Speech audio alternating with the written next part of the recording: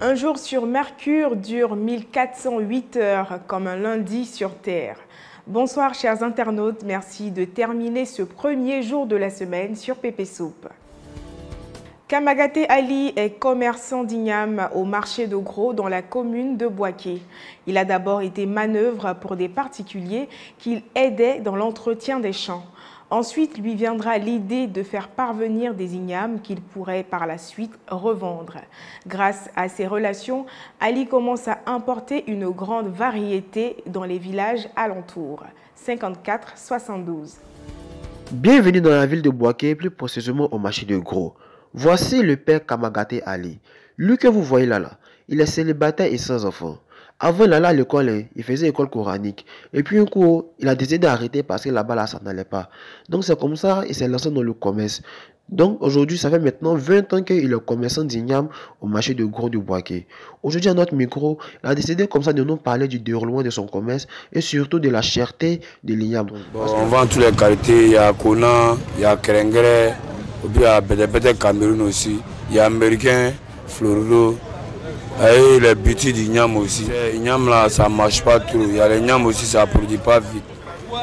Voilà, bon, quand l'igname c'est manqué, quoi, ça devient cher. Les paysans aussi crient que c'est cher. Quand c'est comme ça, là, ils n'arrivent pas à acheter. Donc, puis dire pour que là, les paysans, ceux qui font plantation, on va essayer de diminuer.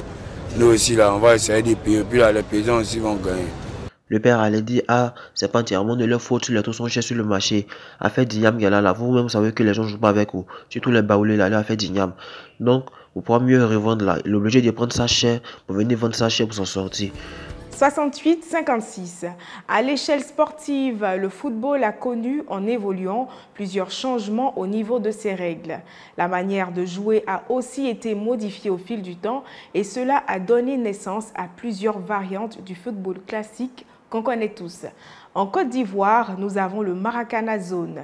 Camara Wilfried alias Lewandowski nous explique les règles qui le différencient du football classique. 62-03. Cédric Amani. Le football existe depuis des années. C'est pas maintenant, c'est même pas aujourd'hui.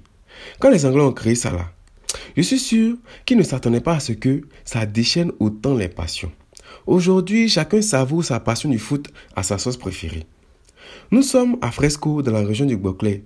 On rencontre des gars qui vont nous parler d'une version de football qu'on appelle le Maracana Zone.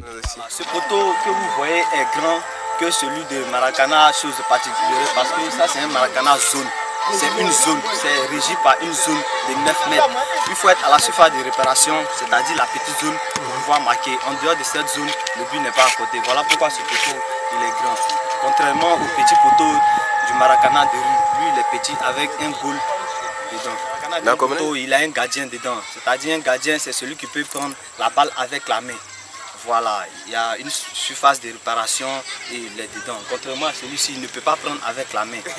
Donc, je tenais d'abord particulièrement à vous remercier, à remercier mes collègues ici, parce que sans eux, je ne pourrais pas être le Lewandowski que je veux être. De toute façon, le Maracana Zone existe là.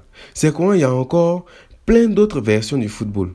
Maracana petit poteau, foot en salle, dans sable. Il y a même un dessin animé, street foot, qu'on appelle foot de rue. Les vieux là, ils connaissent. La mort est un événement inévitable et douloureux, mais sa fatalité, qu'on le veuille ou non, demeure le point central du business funéraire, notamment celui de la fabrication de cercueils.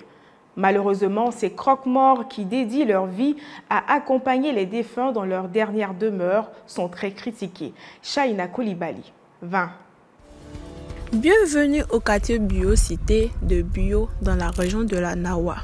Fabrication de cercueils. Voilà un métier que les gens critiquent beaucoup en disant que les gars prient pour qu'il y ait beaucoup de morts, ce sont des sorciers, etc. Voici le père Bodo Michel, cinquantenaire, fabricant de cercueils. Lui là, il a reçu toutes sortes d'injures. Mais Joe, il s'en fout. Hein. Pour lui, quand il y a la vie, c'est qu'il y a la mort. Écoutons-le. Voilà, c'est un métier, moi je peux dire, qui nourrit son homme. Seulement que l'exploitant de pompes funèbres ne prie pas pour que les gens meurent. Parce que la vie elle-même est la dualité. S'il y a la vie, il y a la mort. Et c'est pourquoi nous sommes là pour aider les parents. Les gens vous prennent pour des maudits, on vous insulte, on vous traite de tous les mots. Souvent, on vous dit que vous êtes sorcier, c'est vous qui tuez les gens. Oh, c'est du bois simple qu'on a assemblé pour faire une caisse. Le même bois, on peut le démonter, faire un lit, les gens ont dormi dessus. C'est de l'art, hein. C'est de l'art. Le bois que vous voyez là, le travail, c'est de l'art. Donc voilà, oh, c'est ça qui est là. En tout cas, le père, tu as raison. C'est un métier comme tout autre. Mais pardon, faut sciencer. Ça varie. Faut pas prier pour que ton métier la marche. Efforçons-nous de vivre de telle sorte que, quand nous ne serons plus, le croque-mort lui-même pleure à notre enterrement. C'est avec cette citation de Mark Twain que se referme cette édition. Rendez-vous demain 20h.